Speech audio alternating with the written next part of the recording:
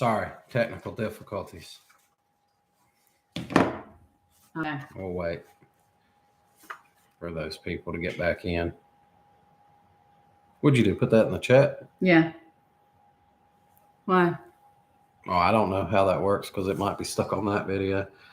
Well, because she commented on the video.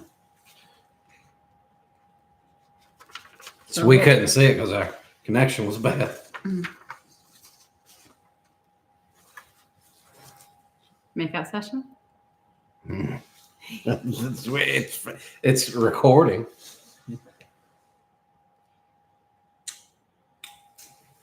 Hey! All right. Can somebody put something in the chat there? Let me know. You can hear us, see us. Everything's fine. Are we buffering? And you what? Keep your eye on that chat. We need another. Well, this isn't. I gotta go back to the other one. We need a second computer out here. We can't get internet to work on the first one. All right. Y'all are all good, it says. All right, where were we, man? The comparison thing. So for me, I just said we're back to zero. I don't know. For me, it's just not comparable to anyone else I've been in a relationship with, and that's how I know it's the one. And you said you don't do that, so no problems here. No. Scripture for that is 1 Corinthians 13:4-7. You want to read that? I wanted to have this at our wedding, but I don't know if we can incorporate that. Have what at our wedding? This one. This verse? Yeah. Where's our other two viewers? I don't know. It's not even showing us you, so hopefully they're all still here and we're just not seeing it. Huh. That is weird. But, or they might be tired of jumping in 17 streams to figure out. But I am on it. Right? I'm watching it. Yeah, like Nicole's in it from her phone and it's not showing that. I think I have a pop-out option here. Let's see. Yeah, it's just showing. It's showing me 0 current viewers, which I know is not correct, obviously. But any Hazels? No. Know what? No. Know what? She won't tell me know what. It's not making. There we go. Yeah, it's live. It's just a little behind. All right, so I was going to read 1 Corinthians 13, 1 Corinthians 4-7. Okay. Love is patient and kind. Love does not envy or boast. It is not arrogant or rude. It does not insist on its own way. It is not irritable or resentful. It does not rejoice at wrongdoing, but rejoices with the truth. Love bears all things, believes all things, hopes all things, endures all things. It's pretty. It is pretty. Communication styles shaped by the past. What you learned from previous conflict styles. That's why I shut down. Same.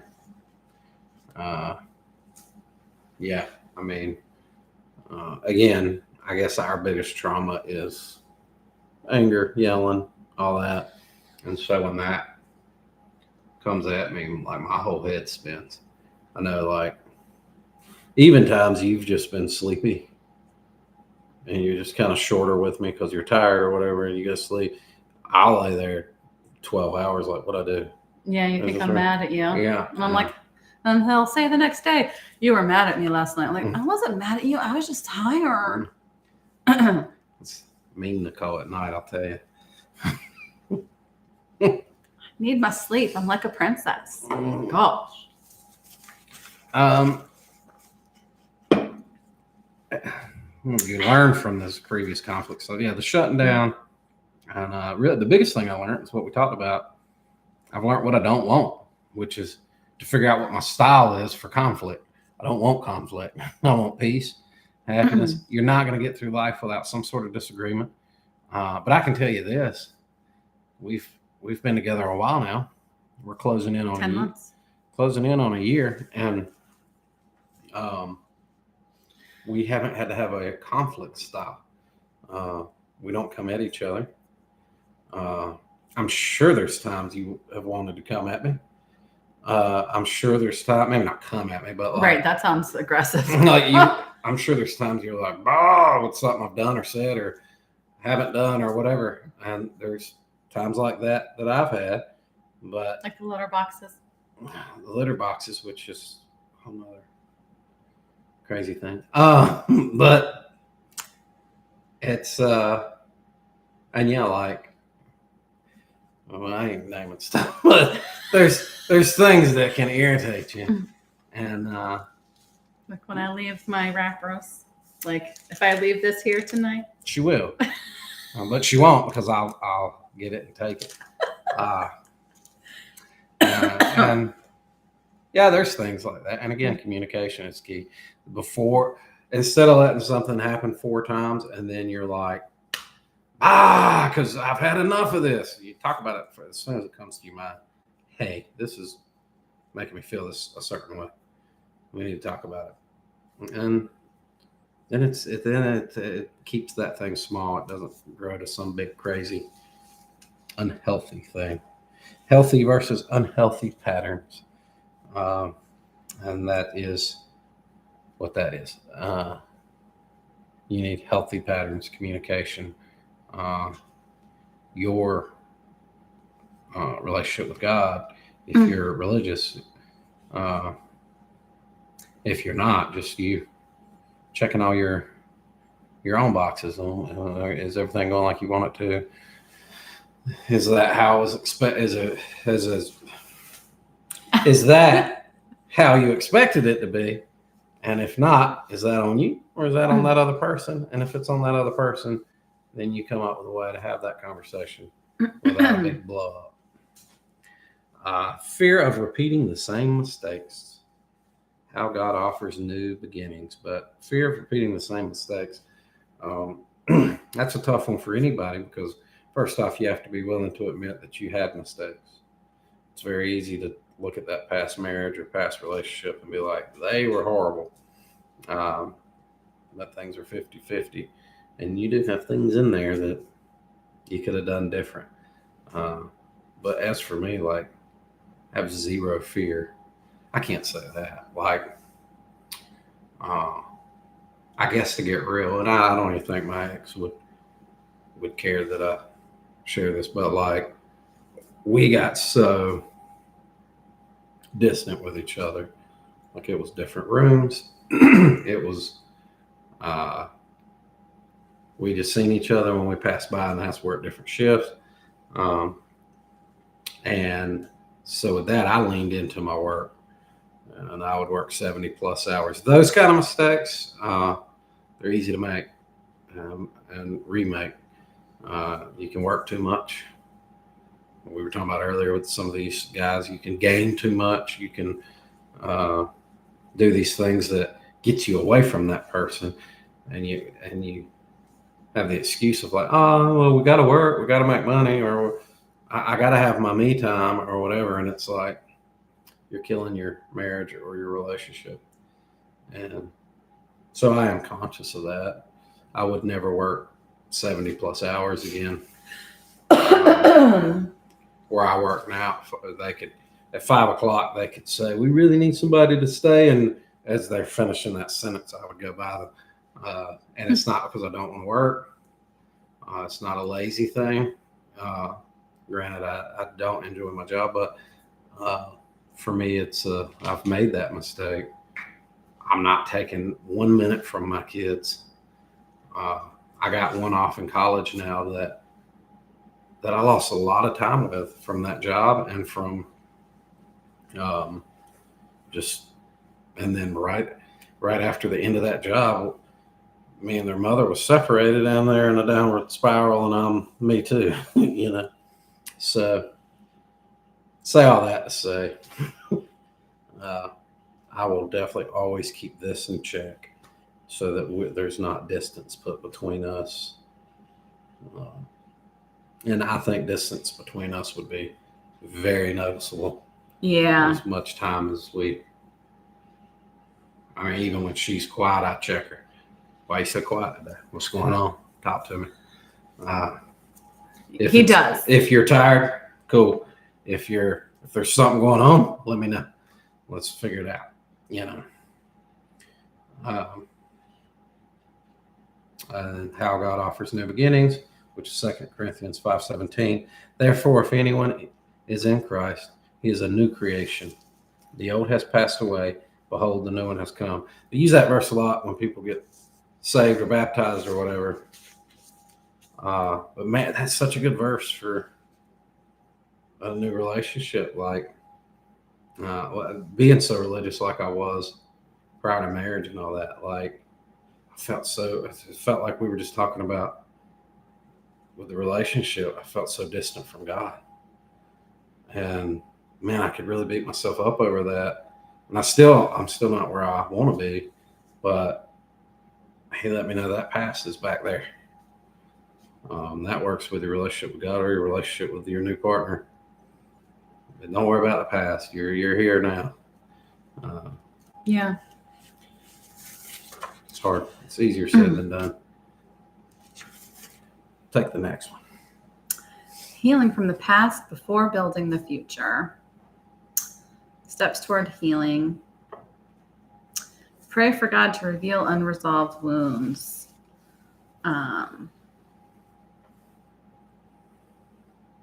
Scary, right? Yeah.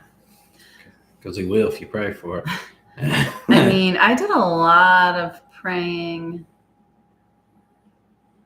when I was probably in my worst moments when it was just me and Maddie. Yeah. Because it's hard. It can be a big emotional journey with a kid like him. He's a sweetheart, right? But it's a lot. And sometimes you feel so isolated. And you feel even more isolated when you don't have a partner. There's no way. No, I mean, like I said earlier, it's just, I know me, and me and that alone would be, when you're a parent, you do it. You do what you got to do. So I mean, I can't really speak to what I would have done in the similar situation, but how in the world I just having a cold, like if you guys watch the vlogs, you seen we had last week or whatever. We're a little behind on the vlogs, a week and a half ago or whatever.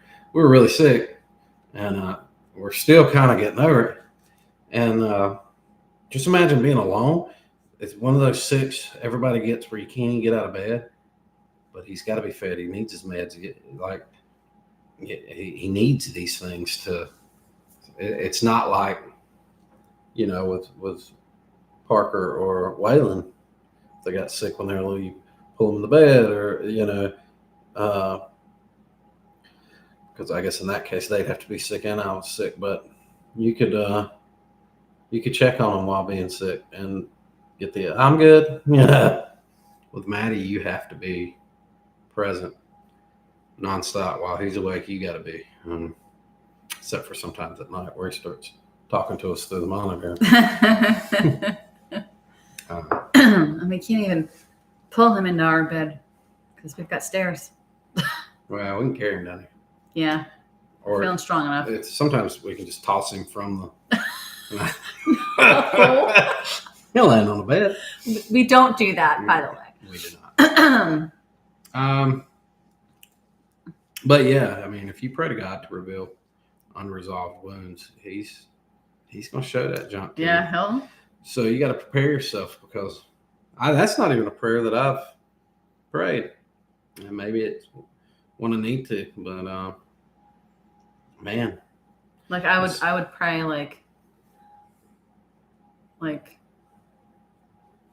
asking him like why I'm going through this right now, and like he'll let you know. Yeah. Well, this is why, and you're like, well, damn. Yeah. I figured it out. That goes back to his timing too. So I am hunting this Dewey that I brought down here. That maybe I didn't end up bringing Maybe down you here. didn't bring it. Brr. I got my Diet cherry Pepsi. Oh, I went to ask for a sip of it, and then I seen it was 0 sugar. It's so gross. It's so good. It's so not gross. Ugh. Ugh. Here, babe. You want some water? So the next one. No Nah, water. I'm good. Are you sure? I'm positive. Oh. Did you find it? No. No. Seek wise counsel. Pastors, mentors, absolutely. Wise counsel for me. I learned very quick when I was going through everything. You found it. Yeah, I knew I brought it down here. Can't go wrong. I learned very early for me, like my friends. So the fact that it's Pepsi alone makes it gross. You're wrong. Pepsi's very good. When was that a thing that you don't like Pepsi? It's my sister. So. I see it. I got it over Well, here. yeah, and I was just telling the future Future listeners. people. Pepsi's great. Cherry Pepsi, Coke. Yeah, Coke's good too. I can drink it. But the best. Mountain Dew sponsor me. You dang well should. I've been sponsoring you for. How much money do you think is? We have to have a Dewey budget. Yeah. For the dues. I probably drink. I'd be afraid to say how many of these a day I drink. He drinks a lot of Deweys. I just bought a 36 case today, and I'll probably have to buy another one before the end of next week. Yeah. I mean, there's been times she will get because we get our stuff delivered. She'll get like a 12 count sent, and I'm like, well, see you tomorrow. Pepsi tastes like flat butt Coke. It's gross. What? I Mm, don't know. I I like them both, but I think Pepsi has more sugar in it. I gotta say, I prefer Pepsi over Coke, unless I'm at the movie theaters. Then I gotta have a cherry Coke with my buttery popcorn. But about seeking wise counsel, for me, I found out like with girls, it's so different, right? Like if Nicole was going through something with me, and guys have a hard time with this, and even I do. If I thought Nicole was going to like her BFF and talking about a problem we had, I'd be so offended. But that's because guys don't have that same thing. So we're thinking it's going the way it would for us. But in reality, it's more like a therapy thing with them and their girlfriends. For guys, we're just like, oh, you sad, buddy? Huh? You know, and you're like, dang, I'm not getting any help from this guy. So for me, therapy was a lifesaver, quite literally for me, multiple times. And I have the best therapist in the world. There was times I went through a lot financially, emotionally, and all that. She seen me pro bono for a while because I was having a real hard She time. sounds great. And like I said, my church closed at COVID, so I didn't have that pastor mentor. I got a good friend that's a pastor, but he was preaching in Kentucky at the time, so he'd moved him and his family off. So I was in trouble, and I'd had my therapist while I was still married and all that, and then I stopped seeing her for some reason when I went through this big thing in my life, and so then I reached out to her and was like, I need help, and she helped me, and I'll see her once a week still. Back then, she'd have to see me twice a week. Good times. But seeking wise counsel is very important. Like, as a female, you know your friends. You know there's going to be friends you can go to tell you what you want to hear, and then there's friends that you need to go to that'll tell you what you need to hear, and that's important to know. Mm. And also, something that I have I heard recently, it was a podcast that I had watched, and it really kind of stuck with me. And it was Charlie and Erica Kirk. Mm-hmm. And she was saying that she doesn't go to her friends when there's an issue because your friends are less forgiving, right? Yeah. So if there's something that is a concern with you and your partner, figure out a way to work it out with them however you need to, because like that's your relationship. They don't know the ins and outs. They don't know the workings. They don't know those deep things that are going on with you two. Whereas you do. Like relationships are so complex. But if you tell something to your friend, they're just going to see that surface thing, and most likely they're not going to be as forgiving. Well, so they'll say some things that maybe you shouldn't necessarily be hearing, but it also depends on the friend, right?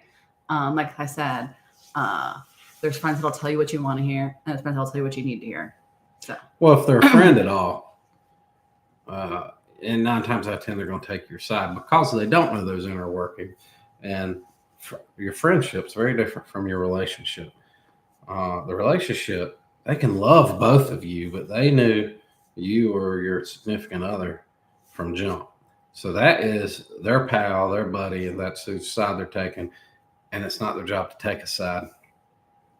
And so they're hearing something, and they're immediately, I don't know why you put up with that. You needed this and you needed that. And then it makes a bigger issue out of something that you could have handled with each other. And that was the thing for therapy with me. I remember I would go in, I would talk about work. This is while I was married. I would talk about work. I would talk about the kids, whatever. And I know I came in there. That's why I was seeing her in person. And when we separated, I came to her and said, me and my wife separate. And she's like, what? I didn't even know y'all had problems. And I'm like, yeah, that just seems like an off-limit thing to talk about. And that's probably the exact person I should have been talking to about it. But it's just, I handle things with my person. And either I can handle it or I don't. I'm not saying that's the right way to do it. Now I do talk to my therapist about me and Nicole, but it's never anything negative because either we haven't crossed that bridge or we're just that perfect. I don't know. This is my mind. It goes all over the place. It goes so crazy. You know what? I'm sitting here and I'm thinking. What? I'm thinking, how the hell did Ozzy and Sharon Osbourne make it through that relationship? All the stuff that they went through. That's quite a thought. Right? Like, yeah, see, I'm not a big Ozzy fan, right? And so my head goes to she should have left him a long time ago. But I don't know the inner workings of that. Exactly. Right? It's like, can't judge that. And then you're probably like, well, I'm so glad they made it because you like Ozzy. It works that way. That's how our heads work. We're biased to whatever so you got to be careful with those friends and what you tell them. But sometimes you're going through something with your partner that you need somebody to talk to. That's why I suggest therapy. I don't know if every therapist is like mine, but she'll correct me real quick if I'm wrong. So no, you got a good one. Have honest conversations with your partner. That's what we just talked about. You definitely should just get it out immediately so that little thing doesn't become a big thing. Set healthy boundaries. I haven't talked about any boundaries yet. What's your take on healthy boundaries? Like our boundaries? Yeah, just boundaries in our relationship. I mean, I don't know. I feel like we have pretty healthy boundaries. There's only a few I can think of that I don't know if we're going to talk about on podcast, but boundaries that I have. But no, I mean, we're so similar. And in the areas that we're not, we know each other so well where we'd be like, I wouldn't care for that too much. Yeah. Practice forgiveness of self and others. Oh, that's tough, right? I feel like it's easier for me to forgive others than forgive myself. Yeah. Well, that's probably, maybe we're both messed up because I was going to say, well, I'd say that's most people, right? But no, it's probably not. Yeah. I mean, my self-worth sometimes is pretty bad, but my sister who watches these things knows that goes back to last episode. Uh, how you're brought up can really affect how you view yourself. If you're being called an idiot and stupid and worthless all the time, that kind of gets put in your head. And then if you get into relationships where someone tells you you're stupid and worthless, and your upbringing was like that too, it's a really hard thing to break and realize you're worth something. Okay, guess what? Hmm. You're not stupid and you're not worthless. You're pretty awesome. I'm pretty and awesome, There you go. especially in my road. More And pretty than awesome tonight. God heals the brokenhearted. You said yes, it's very hard. God heals the brokenhearted. Also, one of the first sermons I did and all that is God uses broken people, and that's a big one for me. We're all broken in some way or another, and God can use you. The thing I've learned, lean more towards Christianity again here, is what type of Christian, and people who are raised in church live a great life, and they got married young, they have children, and they got them in church. The guy becomes a pastor, and everything's great. That's awesome. But for me, you can't name a thing that could happen to a kid, a teen, and an adult that didn't happen to me. And I use that as a testimony. Nobody's going to sit across and talk to me like, you don't understand because you've never been through whatever. And I'm like, yeah, no, I do. And I can help you seek God through that. And so, I mean, God can use your brokenness. Practice forgiveness. Scripture, Psalm 147:3. Let you read the scripture since you love all the scripture. He heals the brokenhearted and binds up their wounds. That's it. Amen. And Psalms is the book of songs. Psalms. Songs in the Bible. Or palms, is that what you said? Psalms. Psalms. Oh, what I said. So when I was at FCA advisory board member, so I taught the Bible when I was in high school, and I was very new to it. And I told everybody I said palms. If you guys will turn to palms, and literally someone I'm teaching is giggling. He's like, "You mean Psalms?" And I was like, oh. But Psalms is the book of songs in the Bible David wrote, and I love anytime I read scripture from there to think about that as like a song. He heals the brokenhearted and binds up their wounds. It sounds like a line from a song. Mm-hmm. It's pretty. Lending faith and relationship redemption. How God restores what was broken. I'll tell you, I am a restored man.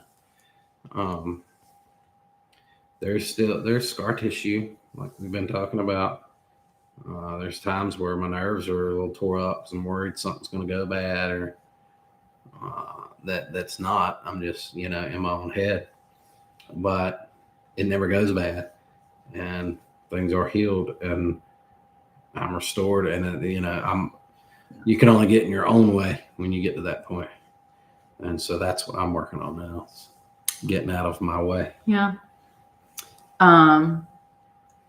Restoring what was broken, restoring faith. Like, I didn't go to church for a really long time.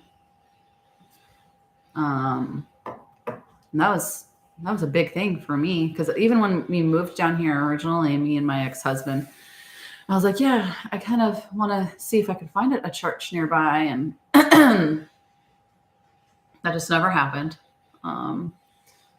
But getting with this guy and finally having that, I guess, kind of like support or backup system, because I didn't have that in my marriage. It would have just been me.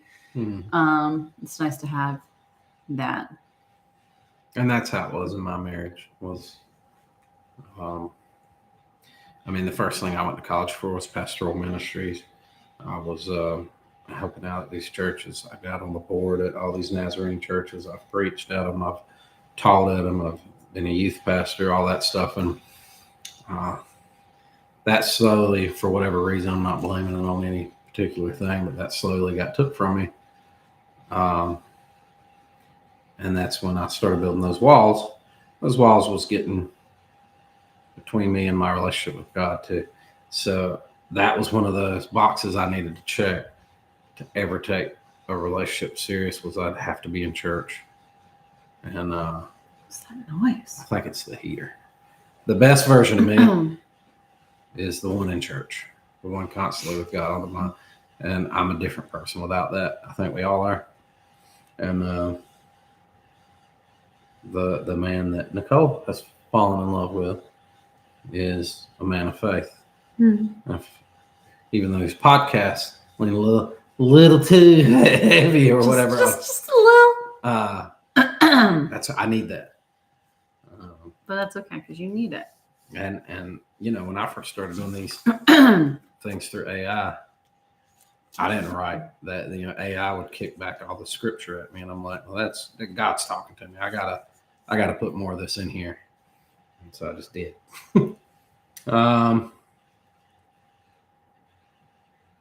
How faith plays a role in building trust and intimacy. Well, goodness, trust for sure.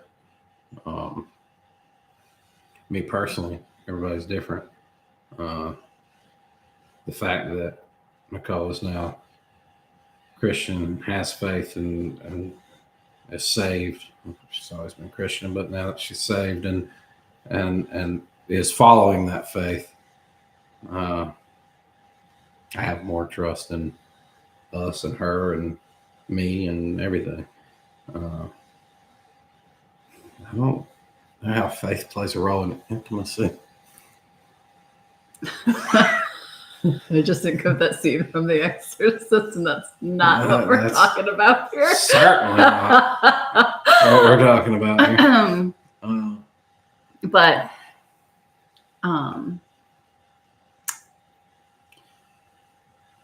no, I get that. Like,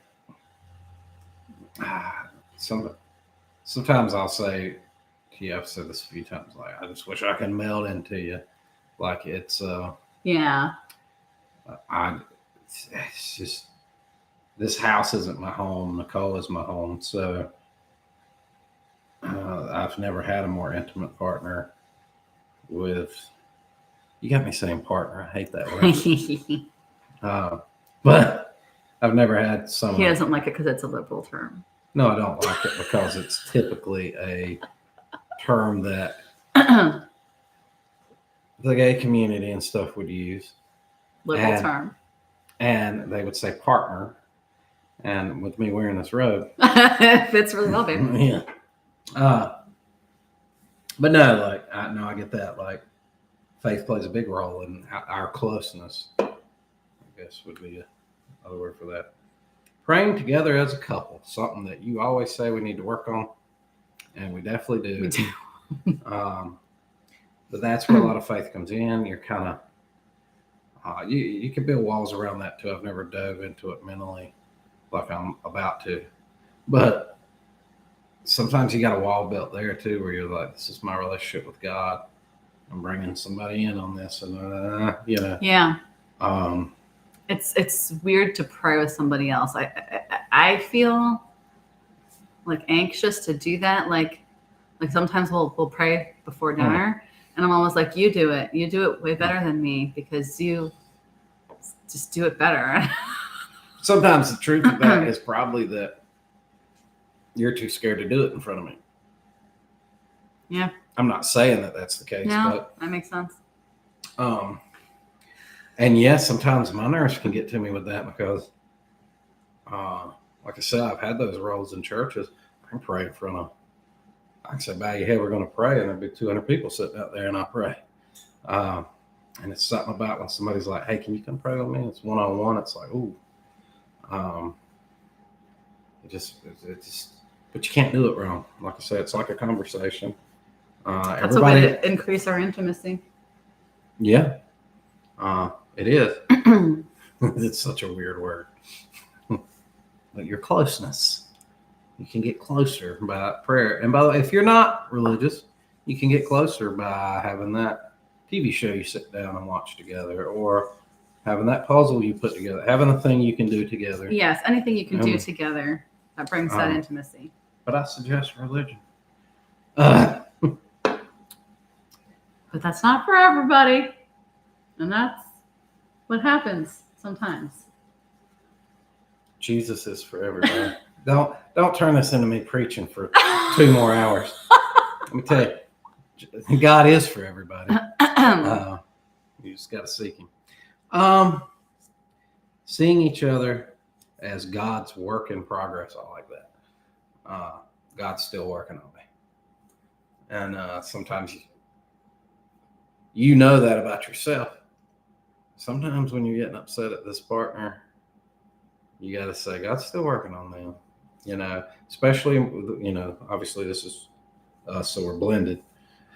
That's what it's on. But you got people coming from other relationships and all that. And I mean, if we're speaking to a 20-year-old that's in their first relationship, that might be a little different. But people our age, you've been in relationships. There's been damage done by other people. But there's also lots of learning. Right. You have to learn that person. You have to communicate with that person, and you have to have patience and give them grace. They're coming along, and especially if you are religious, and they're figuring all that out. They've been either never had it or it's been stripped away from them. They're finding their way back to that too. Everything takes time. Well, no matter what stage of life you're in, you're always still a work in progress. Right. Always. We're not perfect. Encourage the listeners who feel discouraged by their past. Hopefully we've been doing that. If you are discouraged by your past, and you're not in a relationship, and it's discouraging you from getting into a relationship, well, I would advise you to figure out how to heal that before you venture into a relationship. I can say, after my marriage, my first thought was, I've been so unhappy so long. I want to see what happiness is about. And I would say I dated too soon. And I learned what misery was about real quick, and so had to take some time. And it panned out, because ultimately I got to Nicole. But yeah, I mean, if you're in a relationship and you're feeling discouraged because your past keeps coming to you, I would revert back to that.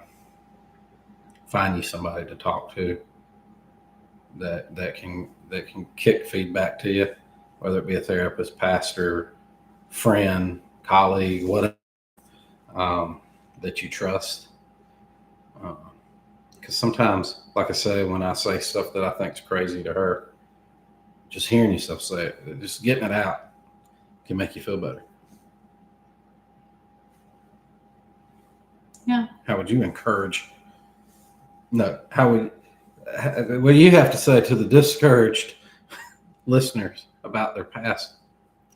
Well, your past doesn't define you.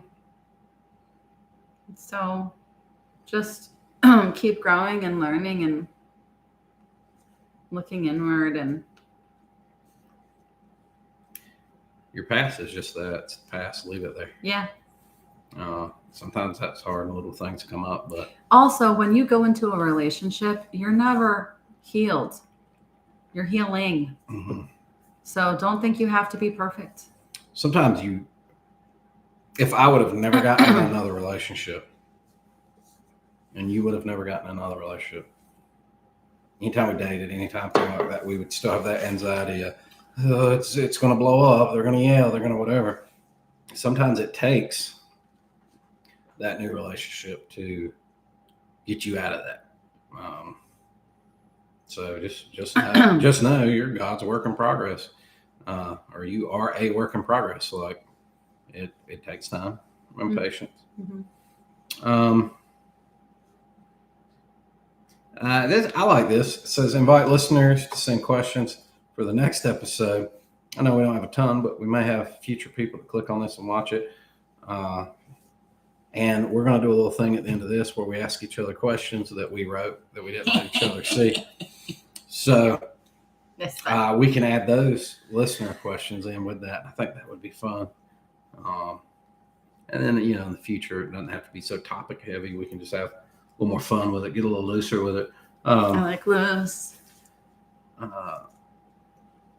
Suggested prompt: how's your relationships shaped you, and how has God used your story to prepare you for where you are now? Like, I would suggested questions, but you can ask any questions that you want. What's your favorite color? I don't care. We can. You can ask about co-parenting, or you can ask about blended parenting, or whatever. Doesn't matter. We're definitely not the experts on it, but I think we do fairly well at it. I'll let you read one of the first closing thought there. Okay, closing thoughts. Final encouragement. Your past does not disqualify you from love. Everyone deserves love. Everyone. Like, even let's say, I don't know who might be watching this sometime down the line. Let's say that in your last relationship, you are looking back on it and you realize that maybe you were a POS. Like, there was a lot of things that you really needed to work on. Yeah. But that doesn't mean that you don't deserve love. It just means, look, that's great that you actually noticed that. So just work on yourself, right? Because there is love out there. Someone's there for you. It's out there. Even if you're Smelly Shelly with a jelly belly, there's love out there for you. His phrases. My sister knows that one. Speaking of my sister, said, Nicole, you and your partner are so cute. Thanks. Love you, poet. Reminder that God makes all things new. He does. And I would encourage you, if you haven't, or if you have the desire to, I would encourage you to seek God. Because he's the reason we're all here, but he's certainly the reason I'm still here. I've leaned on God through a lot of hard times, and that's that ultimate therapist that won't lead you wrong. She said, love you too. Aw. Scripture to close is Jeremiah 29:11. I read. You read it. For I know the plans I have for you, declares the Lord, plans for welfare and not for evil, to give you a future and a hope. He's going to give us food stamps. Welfare. All right. Wrap up, preview the next episode on blending a family with a child with special needs. I'm really excited about that one. I worked hard on that podcast. I have the notes in there. We're going to talk all things Maddie. It's going to be a Maddie episode. A little Maddie heavy. Maddie heavy. There might even be some education on his disorder and stuff like that. There'll be a lot of education on Jesus in there. Look at that face. But we do want to thank you guys for listening. We're going to get to these questions that we wrote for each other. Who's going first? I do want to invite you guys to subscribe and follow and share these videos. Obviously, as you see live, it doesn't get a ton of kickback yet. We just have fun doing this. It's a Saturday night. We're kid free. Is it Saturday? It's a Friday night. It's a Friday night. And we're kid free. And it's just fun to come down here to the garage. And the garage. Because we get stuff out of this too, just talking. And when we end this, we'll probably talk about a lot of stuff we talked about tonight. And right now, I'll watch some murder stuff. And some murder or cop body cam. Highly suggest that. Let's talk about our social media. The only social media we got rolling right now is this YouTube channel. Make sure you subscribe to it, please, and thank you. And we got lots of vlogs. We got so many vlogs on this computer right now that I got to edit and push out. It's another 3 or 4 days. Plus, we got stuff on. We should probably do one cameras. So lots of footage. I got one that's uploaded that apparently didn't post last night, so I got to figure that out. So there'll be one coming out tonight, if I can figure it out. All right, who goes first? Me. Okay. So you were kidnapped? What happened? All right. Oh, we lost a viewer. No. I don't want to hear the kidnap story. So I was on this dating app and I talked to this girl for a while, and she too was a therapist. Oh, look at that. And she was this little short, petite blonde that I was like, wow, we're really hitting it off. And I kind of want to go live on Facebook with all of our questions. no, I ain't going on Facebook with this one. But we were supposed to meet up, and the day we were supposed to meet up, I was finishing out day with the kids. I think the kids were going to their moms, but we were going to go. No, it was the next day. Me and her were going to meet up, and I was on my last day with the kids, and we were on our way to dinner, and I stopped at the stop sign, and this lady turned real sharp at the stop sign, drove up on the hood of her car with an SUV, totaled my car. I mean, the parts hanging off the car. Everybody was okay, but couldn't drive the car. So I don't think I talked to her that night. And the next day I told her, hey, I can't, I'm not going to be able to meet up. So what happened? I sent her pictures of the car. I'm like, I'm sorry. And she was like, well, that sucks. I was really wanting to see you. She's like, if you could get away to my house, I'll bring you back and we could just hang out. And I was like, we haven't been talking that long. I don't know about going to your house. And she's like, no, we'll just sit out on the patio and we'll talk. And I was like, you know what? This has been going well. All right. So I reached out to a friend. I was like, can you take me there? And she lived like 30 minutes from me. And halfway there, I remember having the thought, like, what am I doing? I'm not 20 years old. Like, this story gets crazy. I'm not 20 years old. And so I told my friend, I'm like, when you pull up, because she then sent me a message that said, come through the garage and take your shoes off. And I was like, oh, there's going to be plastic in the garage. It's going to be like a Dexter scene. Yeah, it's going to kill me there. And I told her, I was like, make sure, stay put until I see this girl and see she is who she is supposed to be and all that. I got out, I saw her. And I was like, oh, she is. Okay. So he left. We got the patio, just like she said, we're talking. And I start catching on that she's slurring a little bit. And I was like, oh, she's been drinking, but she's slurred. There's no way she can drive me home. But so I guess we'll kill a few hours here. I'll make sure she don't drink anything else. Maybe she'll take me home. So then I start in my story or whatever we were talking about. I started talking. And she said, hold that thought. Finish it upstairs. And I was like, nah. I was like, I'm not going upstairs with you. And I was like, you've been drinking and all that. I'm not that kind of guy. Contrary to a lot of how guys are, I'm not that guy. Which I know is hard to believe. Nicole can tell you. It's true. I'm a good boy.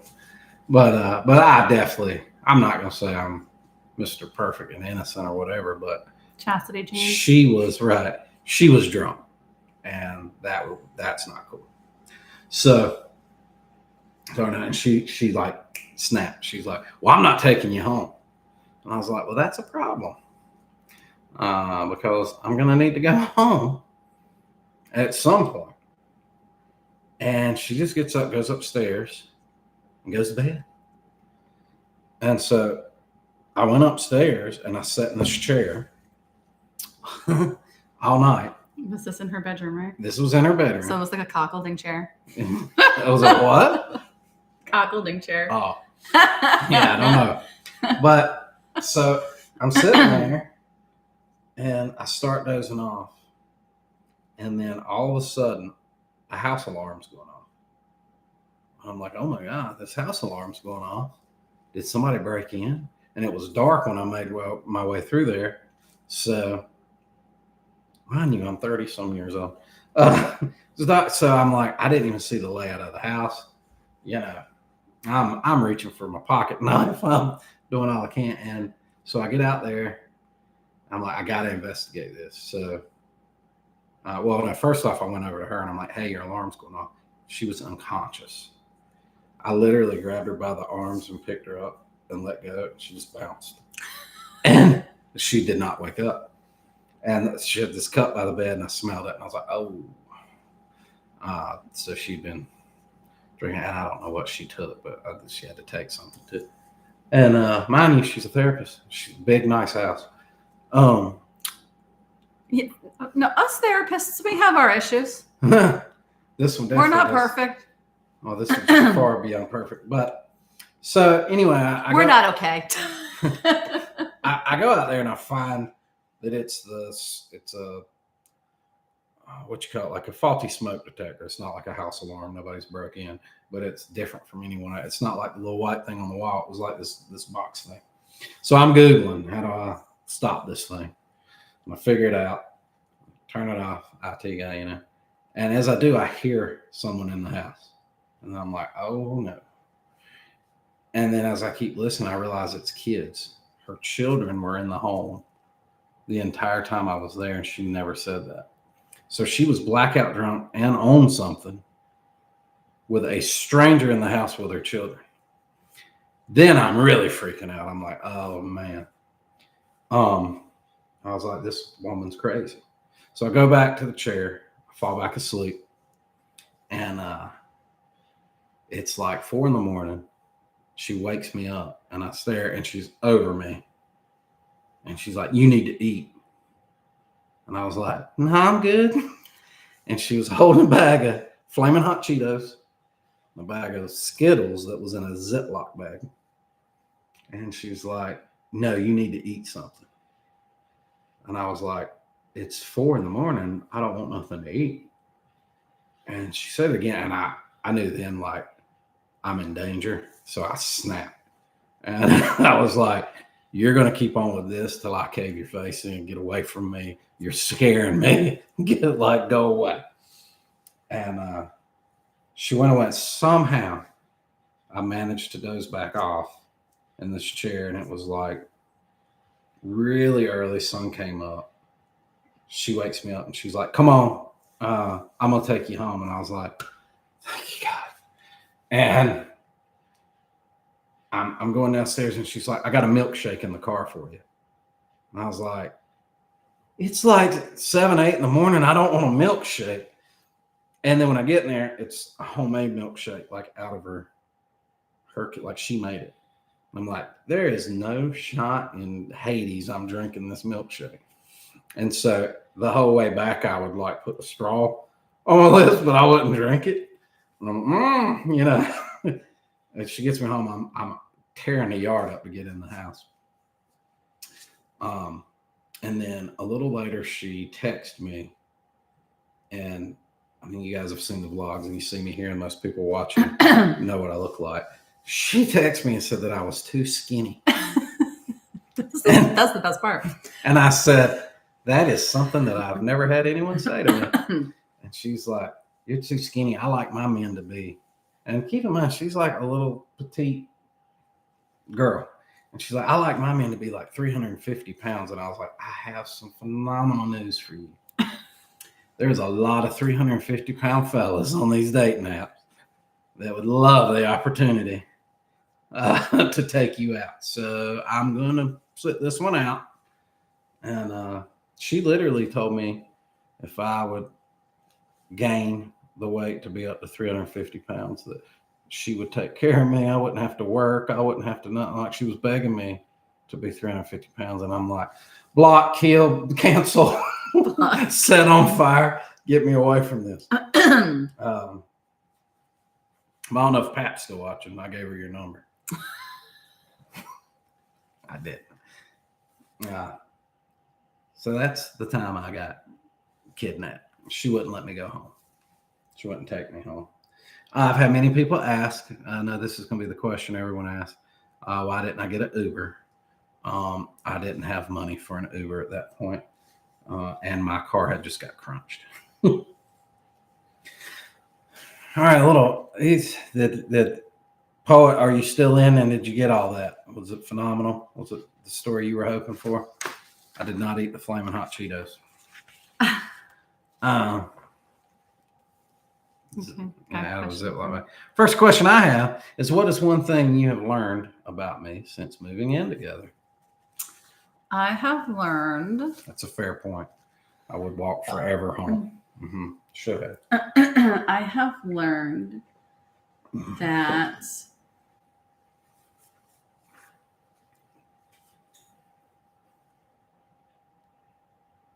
except for a lot of things. But what's like one thing? I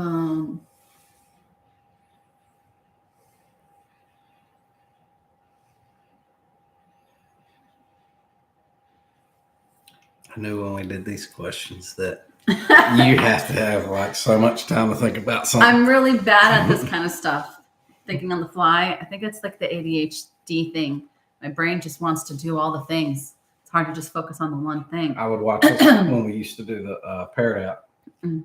They would have like the little questions about you, and I'd be like, "I'm done." I'm looking over. She's like, I'm still on answering the the question questions. too. I'm like, "Come on." Well, I have learned that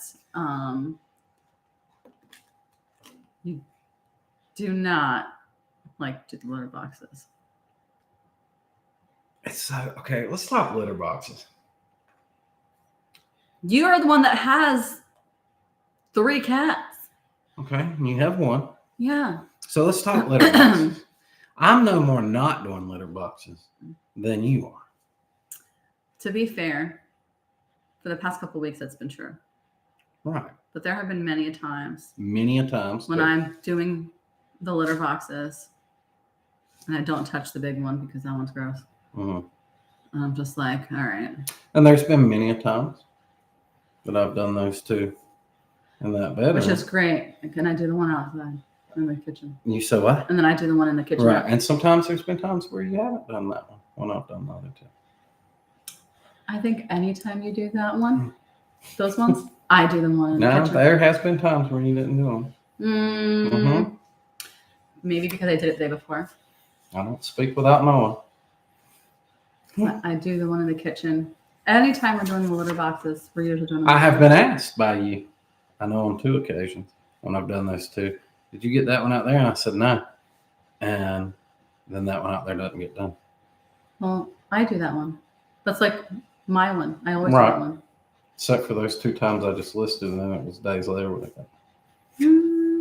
I'm not lying. I remember. I don't remember I remember it. I don't remember. So the one thing you've learned about me that you would like to note is that I don't like to do litter boxes. And no one likes to do the litter boxes, but we have to. She's standing on business with this one.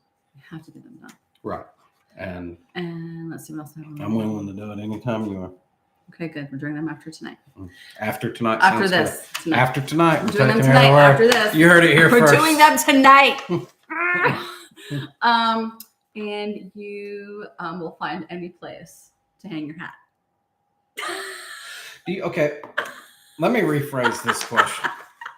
What is one thing you have learned about me that is positive since moving in together? Nothing wrong about that one. I hang my hat on hat hangers. They're nothing, hooks, and I hang my hat on them. There's nothing wong with that. He finds a place to hang it every day. It's like, oh, there's a hook there. I'm hanging it. Home's where you hang your hat. That's what they say. Let's see.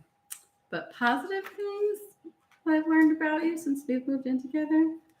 I mean, you always want to spend time together as soon as you get home from work. Like, that's like your goal. Mm-hmm. I love that. It's nice. All right, what's your next question? And keep in mind, I've been offended, so now I'm coming in hot. Okay, are you ready? Mm-hmm. Marry, screw, kill. Drew Barrymore, Jennifer Love Hewitt, Dolly Parton. Go. Marry, screw, kill. Who are they? Jennifer Love Hewitt, Dolly Parton, and Drew Barrymore. Marry, screw, kill. I'm killing Drew Barrymore. Oh, bye-bye. She's a little too wild. Just like Scream. She's just a little too wild. I've had my share of wild. I'm done with that. I'm marrying Dolly. I guess I'm screwing Jennifer Love Hewitt. I mean, Dolly is a wholesome, good Christian woman. she's also a baddie to be 80 some years old. And Jennifer Love Hewitt. And that was my childhood crush. Mm-hmm. A viewer left. See what you caused. Hey, poet. Mary Screw Kill. Drew Barrymore. Jennifer Love Hewitt. Or Dolly Parton. Don't get in trouble. That ain't worth it. Okay. So look how lighthearted I do these. What's your favorite thing I cook? Oh You gosh. see how easy breezy? I really like your meatloaf. But I loved that chicken you made the other day. Such an easy chicken, by the way. It's chicken, the little ranch packets. I actually have a bottle of the ranch shake, but the little ranch packets, salt, pepper, blah, blah, blah, blah, in a Ziploc, and then dump it in the air fryer. It's so good. I also love that taco thing you make. It's Or that salad thing. fat people salad, as Waylon calls it. That was my dad's recipe, the Dorito. So Dorito salad, where you put all the taco stuff in a bag of Doritos and crunch that up. And So mix it. good. Okay. What's your next question?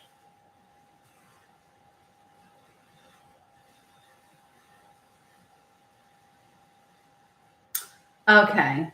What's one thing you wish you still had from your childhood?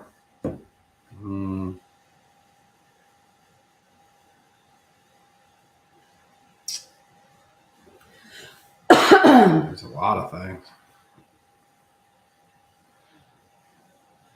Can I say my dad? Yeah.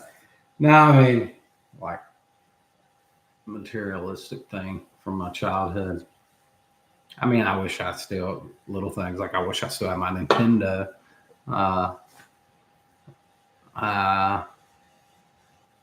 Wish I still had my senior yearbook. That would have been nice. Lost that after my dad passed. We just talked about that. Yeah. Yeah, that's probably two of the things that, because I think my Nintendo that I had was my dad's, plus it's a Nintendo. It's fair. But yeah. All right. My next one is, if we could spend one day together alone, what would you want to do? And it has to be local around where we live. In North Carolina or just in this like area code? We'll say in North Carolina. Or South Carolina. It's Daddy's Nintendo. You never answered the other question. I don't know if she heard it. Go ahead, say it again. I don't know if you heard the Mary Screw Kill, Dolly Parton, Jennifer Love Hewitt, and Drew Barrymore. I answered it. I asked you, but I told you don't get in trouble. If you can't answer it, say so. If we had to do a whole day thing? If we had to. Well, no. If we could. If we could. Well, you know what I mean. A whole day together in North Carolina. What would I want to do? I didn't see your answer. Oh, she must have been logged out. Yeah. What was your answer? No. She's saying I did answer. I'm telling her I didn't see your answer. Yeah, I didn't see it either. I would like to do something that I've never done, and I know that you would enjoy. Mm-hmm. Something in the mountains somewhere. So that question. Because there's so much you can do. Like, So we're going to the mountains tomorrow? we can't tomorrow. There's stuff we have to do. We're going to the mountains Sunday? We can't Sunday. We got stuff we got to do. Scratch all that. But we're gonna have to plan it. But like, there's just so much that we can do. You know, Like like up in Boone and. yeah, that'd be cool. Yeah, that would be cool. Boone's great. I got another question for you. Okay, ready? Mm-hmm. If you had to wear one wardrobe for the rest of your life, which one would you choose? Cardi B's or Elton John's? What's Cardi B dressed like? I mean, I'm probably going to. Elton wears a lot of suits. flashy or rowdy, but I'm sitting here wearing a woman's silk robe right now. So, well, yeah, I'm going Elton John. I'm not going. You're gonna go Elton John? Yeah.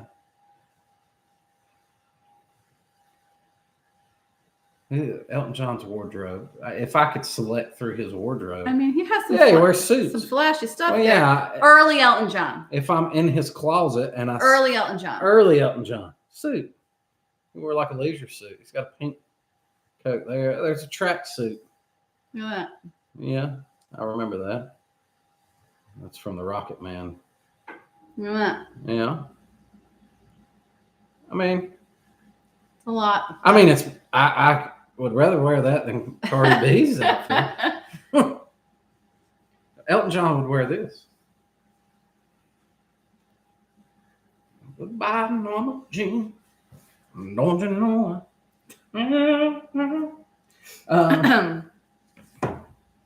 What is one thing that has surprised you about me? Oh. Shit, I don't know how you want me to say it.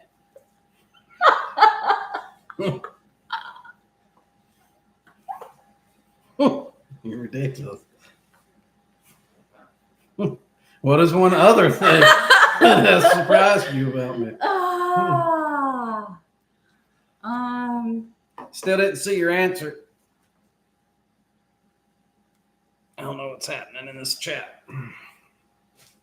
I liked the first answer. I was gonna go. Yeah, but I don't think I would. So, moving on. Just a little surprising. Mm-hmm. What else you got?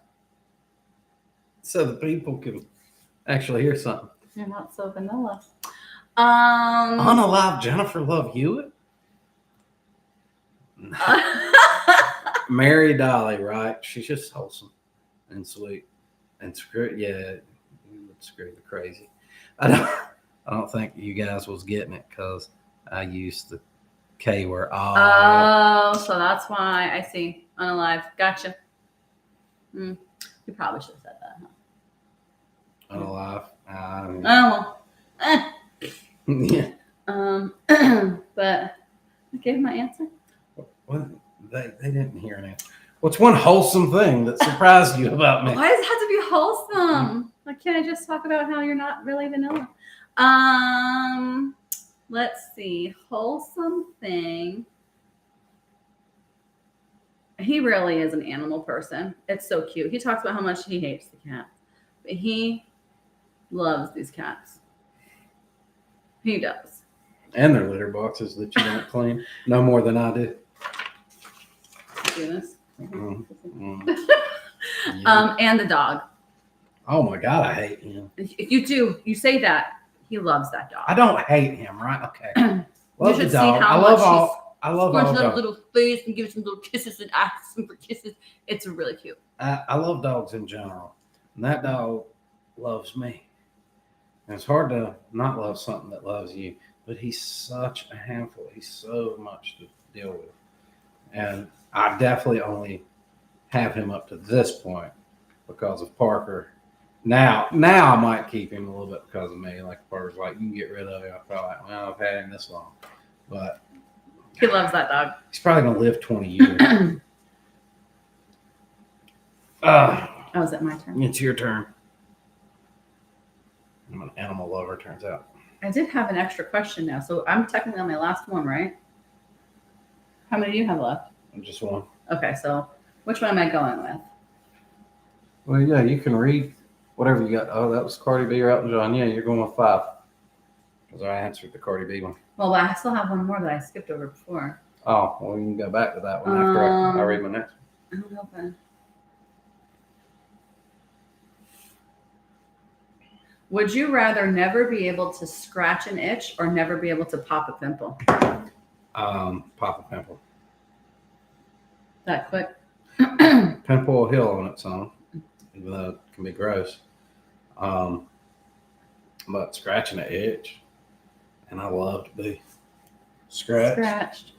That's my jam. Mm-hmm. So yeah, for sure. What I feel like I'm gonna regret this one. What do you think my greatest strength is, and what do you think my greatest weakness is? It's one of those job interview questions. Your greatest strength.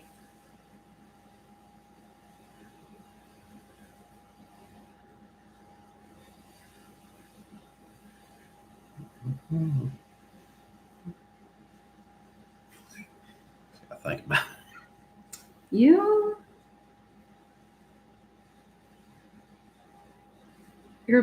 greatest strength is communication.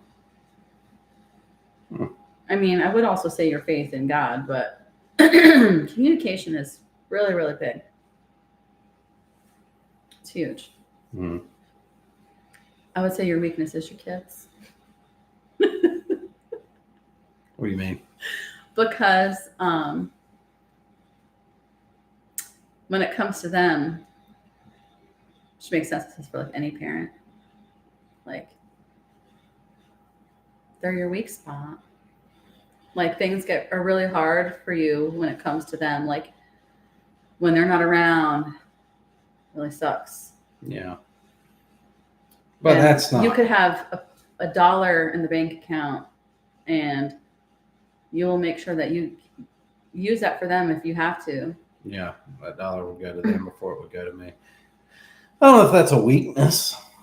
It's sweet. Though. I think most parents would do that. Sweet. You're a great dad. So outside of that, you would say litter boxes probably. Your weakness is probably the same weakness as me. It's cleaning. Yeah. Well. Well, I'm just saying. I got stuff. Are you trying to say that you clean more than me? No, I would never say that because I don't clean more than you. I may clean better than. I don't think I clean better than you. That's the wrong one. I guess I'm relating it back to your. Yeah. You remember when? What? The one thing you've learned since moving in with me was I don't like to do litter box. Remember that? No, I'm saying in reference to like what you were saying earlier, like you leaving little stuff around. I don't do that. Oh no, that's true. And I'm always leaving wrappers everywhere. so when I think clean, yeah, maybe you're going to go in there and scrub a counter better than me, but I'm going to try to like. So that is a weakness of mine. Cleaning always has been. So what I try not to do is make it harder on myself. So I'm not going to leave a bunch of stuff, the tap from this and the can from that and that on the coffee table.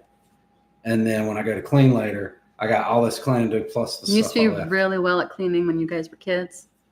Well, yeah, it had to be or you got killed. So does that mean that you want me to revert to grandma ways? You can see how that works out for you.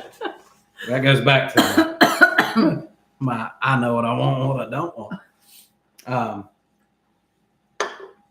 I don't think she has a problem with me cleaning here. I mean, we have a problem keeping it clean. If you watch the vlogs, you see it's just there's just like always something stacked up somewhere, and it can't be on either of us. Like I know a lot of people. Well, you were home, like Nicole works from home. A lot of men will be like, "Well, I expect to come home till it's clean," but she's wide open with work. She works as much as I do. Plus, she's got Maddie full time. And then a lot of people would say, "Well, you can come home then and help her out." Well, I've drove for 700 hours just to get back home. He gets home at like 6 o'clock. And at so night. our lives are just so full, and so we try to hit everything on the weekend. And we take our little small victories because sometimes we'll hit it hard and get one of these rooms knocked out and. Or we since we just moved in, we bought a lot of furniture and put it together, and it I don't know. Sometimes it's little victories, you know. Yeah, you got to take those little wins. You had one more question. I do because I had to ask that question, that spontaneous one about the kidnapping. Because, people wanted to know. Yeah, our people. If you could have one amenity or paid service for free for the rest of your life. If I could have what? One amenity or paid service for free for the rest of your life. What would it be? Oh, man. Probably a maid. Yes, I But- agree. I concur. The one thing I want more than that is back scratches. Anytime I want them. I got 7 shirts on. You still feel it. He used to be really well at cleaning when we were kids. Unalive real quick. Poet correct me. As I said, you get Oh.